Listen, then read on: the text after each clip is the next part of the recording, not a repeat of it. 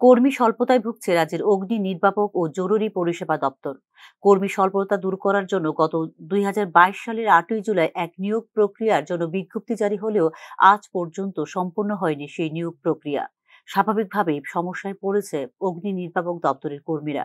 প্রয়োজনের তুলনায় প্রতিটি অগ্নি নির্বাপক স্টেশনে রয়েছে কর্মী স্বল্পতা।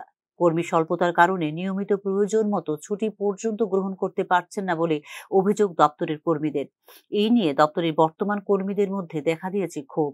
এই দপ্তরের শূন্য পদে চাকরির জন্য 2022 সালে পরীক্ষায় উত্তীর্ণ আবেদনকারীদের চাকরিতে নিলে অনেকটাই এই সংকটের সমস্যা সমাধান হতো বলে মনে করেন দপ্তরের একাংশ কর্মী।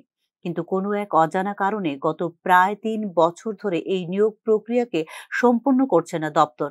একদিকে চাকরি দাবিতে বারবার দাবি জানাচ্ছে প্রার্থীরা, পথে নেমে করছে আন্দোলন। অপরদিকে সমস্ত কিছু ঠিকঠাক থাকলেও কোনো এক রহস্যজনক কারণে 304 জন ফায়ারম্যান এবং 25 জন ড্রাইভারের শূন্য পদে হচ্ছে না নিয়োগ। অথচ অগ্নি নির্বাপক দপ্তরের কর্মীরা অবসর গ্রহণ করছেন প্রতি বছরই। প্রয়োজনের তুলনায় কর্মী সংখ্যা ক্রমে ক্রমে এসে ঠেকেছে তলানিতে।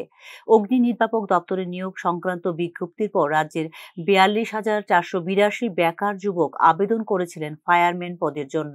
একইভাবে অগ্নি নির্বাপক দপ্তরের ড্রাইভার পদের জন্য আবেদন জানিয়েছিলেন 998 জন প্রার্থী।